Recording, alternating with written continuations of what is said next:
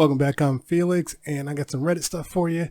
I actually already watched this, but when I watched it, I was like, I'm going to react to this because I'll be upfront. I didn't agree with their response, and so I wanted to play it here and then go over it because what's weird is I was watching them when I was at work, and I actually listened to, I would say all of them I agree until they got to this one. And it's just like, I don't agree with your outcome on this.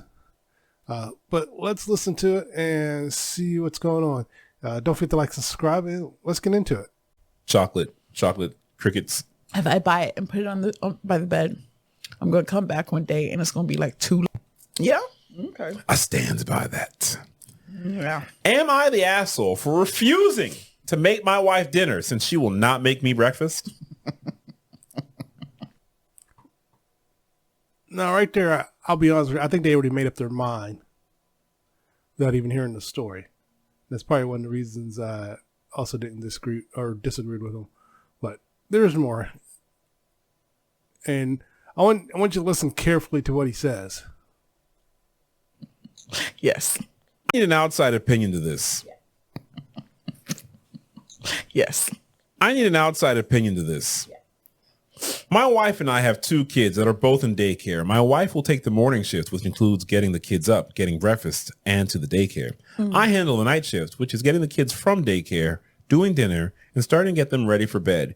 Usually she gets home around 6:30 to 7, and the whole family has like 30 minutes together before the kids' bedtime. We usually spend time reading to them. She has to travel an hour plus, depends on traffic, to work each way. Wow. So the kids are getting at daycare at 8 in the morning, and I will pick them up around 4. I work from home and start around 7 and end around 3 to 3:30. The issue is around breakfast. We agreed that I would make dinner each night and she does breakfast. She already makes food for the kids, so it's literally just making an extra one of what she's already making. For the past month, she will... Okay, right there is where the guy messed up in the way he wrote it. But one of the things they leave out when they go to make their judgment is that they agreed to this. This wasn't something that he expected. It's what they agreed to. So I just want you to keep that in mind. Either not make it at all for me, not tell me that it's done. Hey, I have asked her just to... She will kids, so it's literally just making an extra one of what she's already making. For the past month, she will either not make it at all for me, not tell me that it's done. I have asked her just to give a general time, but she keeps switching up the schedule. One day, they are eating at 7 in the morning and then getting dressed other days. She is giving them toast before getting into the car. I have talked to her multiple times and explained that... Also, I don't like the way he's reading this. Because if you notice the way he's reading it, he's putting an inflection on stuff. So he's already made up his mind about this. So let's keep going. Not considerate. Oh my God. Another word for that would be inconsiderate. We got into an argument and she told me, I am home, so just make my own food. I explained I may be home, but I'm doing my job. Oh no. Yesterday, she didn't make anything and I had enough. She came home and I didn't make her anything for dinner. Oh. When asked, I told her she is home and can make her own food. Oh, that's This terrible. started a huge argument and she called me a jerk. Yes, you are. And that's called resenting your partner. Yes. The problem with that logic right there, he thinks he's putting the resentment on the husband.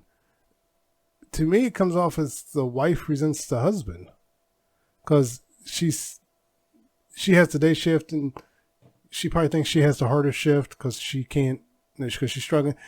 I am a person who gets my kids ready in the morning, and it's not easy. You got to get them up, get them going and stuff like that. But yeah, at the beginning of this, if you remember what he said, they both agreed to this. This was the agreement. She violated the agreement. And as you can see, they've already made up their mind.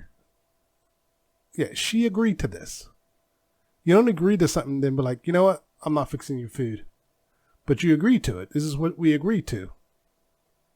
So, no, I see this as she breached the agreement, so he breached the agreement. So, that's why I said I did not agree with their take on this at all. That's That's a jerk. That's called competing with your partner. That's a joke. This That's seems like an easy fix. That's a jerk. But you said, I don't want to make it an easy fix. I want violence. I want problems. Yeah, you should just do all the food for everybody. Yeah. That's terrible. She gotta get the kids in the car and drive an hour, take them to daycare and drive an hour to go to work. That's terrible. I think that's the part that they're hung up on, is that she's got to drive an hour to work. I now work from home, but before I too had to drive the same distance as my wife to get to work, but I was the one getting the kids ready in the morning. And so she was doing her thing to get ready in the morning. Then I had to get the kids ready in the morning and get myself ready to go in the morning. And when we switched daycares, so when did we switch daycares? We switched daycares when I switched jobs. So that made it easier to drop the kids off at daycare. But again, at the beginning of this, I'm still standing by the fact they agreed to this. This was the agreement. And yet they have chosen to ignore that fact. All right, let's keep going. An hour back. And back. That's terrible. That's terrible. Yeah. No. And who's packing the lunches too? So she's got to do breakfast and lunch. Oh, that's terrible. She gets them ready. How does he eat lunch then? She's probably doing everything in the morning. And so what is he doing? I want to point something out. There's something else that's going to pop up here that they also completely ignore. So with those things is why I 100% disagree with the way they handled this. For his lunch. Is she supposed to just do an extra one for him too? I do not know. Oh, man. Either way, he's an asshole. That's the end of that. Asshole. I don't know what this guy wants. He wants to be an asshole. He wants to be alone. Could she just make an extra one? Sometimes she could. Could she tell you? What I'm getting out of the way the story's written without his inflections is that I don't even think he's really expecting to get breakfast all the time, but when she makes enough for him, she's not even telling him. She doesn't tell him at all that, hey, there's breakfast. She just makes it and then leaves. And again, I'm still standing by the fact they agreed to this. This was the arrangement. This was the agreement. This is why a lot of times I hate these Reddit stories, even though I know I'm doing Reddit stories. But this is one of the reasons I actually hate Reddit stories when I watch a lot of these people doing them, is because they do this. They ignore a lot of the story, or they add their own inflection to the story that doesn't belong there, changing the story.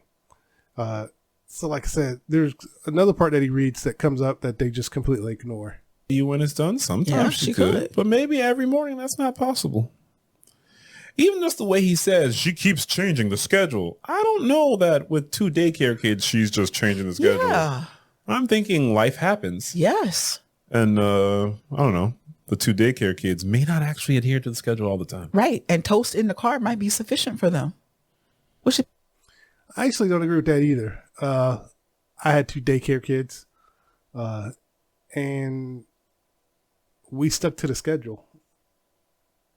So I don't know why the schedule would keep changing.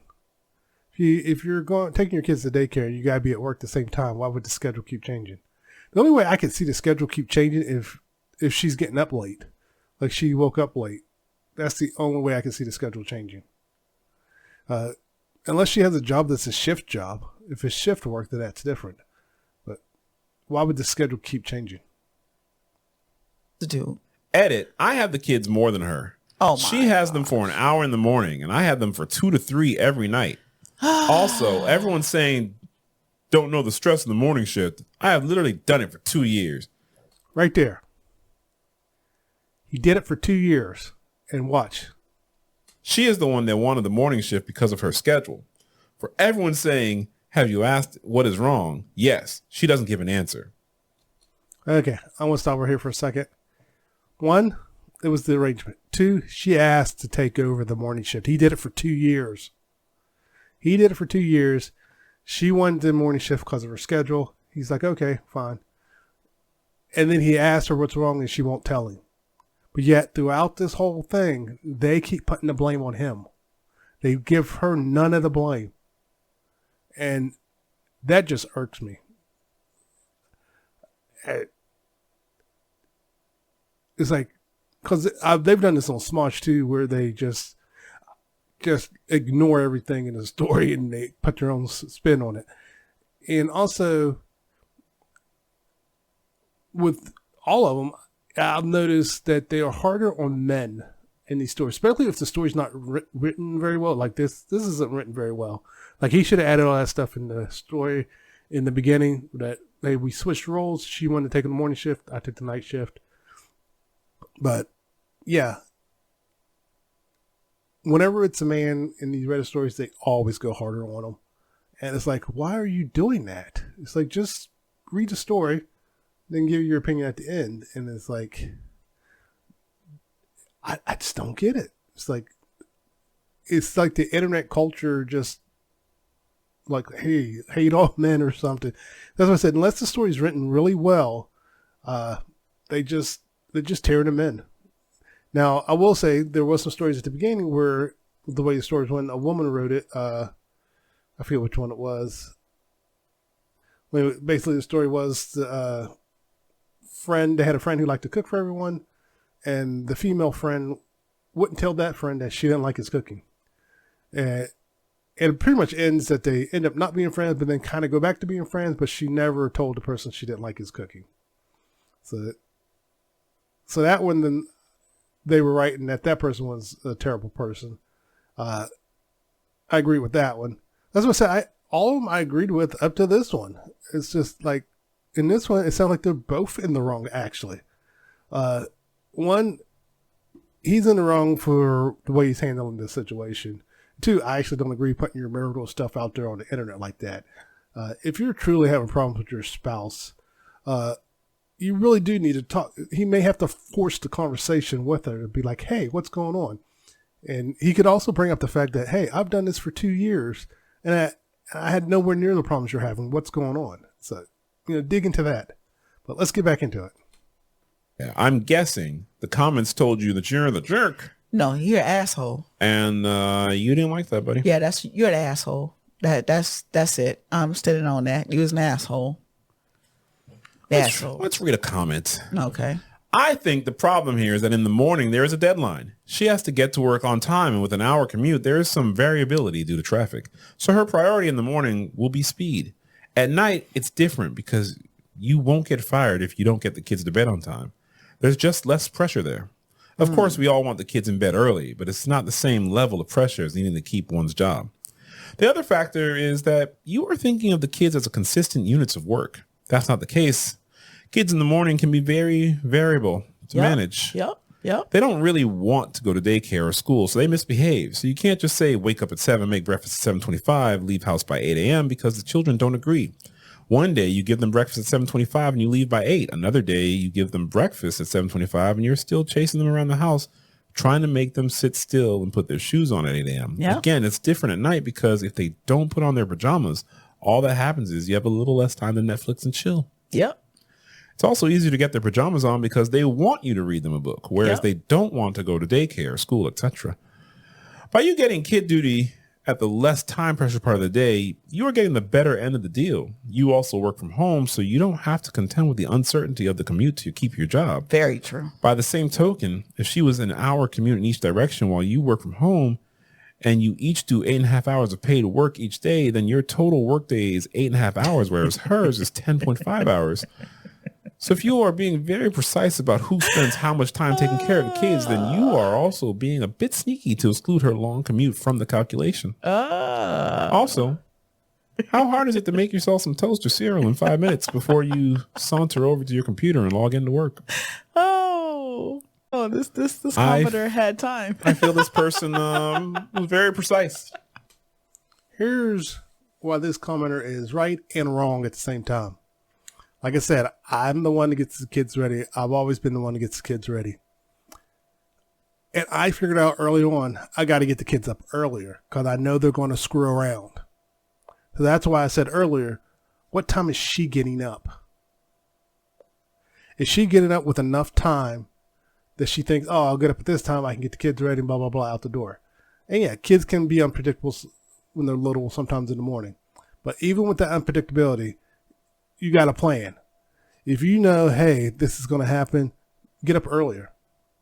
I was getting up at 6:30, even though we didn't have to be out the door until like close to 8. I got them up at 6:30 because I know my kids. I knew I had to get them ready. I knew I had to get them dressed. I knew I had to get in and out of the bathroom. And they screw around. And I knew that. And it sounds like didn't take that into consideration. And again, the reason I say this comment's wrong also is because, the reason I said comment's right, it's like, yeah, that in a normal situation where all the other information wasn't stated, I would say, yeah, you're right. But here's why I say the comment's wrong is because, keep in mind, one, at the beginning, he states this is the agreement. This is what they agreed to. Two, he states that, hey, I did this for 2 years and she wanted to switch shifts. And three, like, again, what time is she getting up?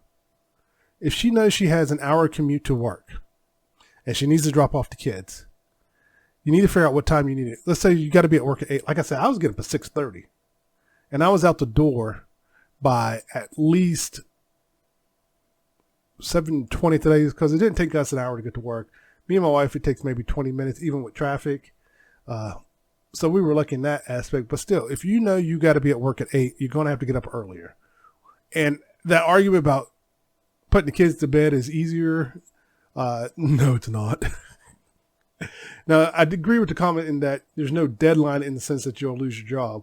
But there is a deadline to getting those kids to bed. Because if you don't get them in bed at a certain time, when they wake up in the morning, they're cranky as hell. So yeah, you got to get them to bed. But overall, there's nothing wrong really with the comment. I get what the comment was doing. The comment, in my opinion, kind of did what they did. They ignored a lot of things that the person said. Let me take that back for a second. It's possible that comment was made before he made the comment about he did it for 2 years. So that's a possibility. But yeah, this is, even the look on his face tells me he actually didn't listen to what he read.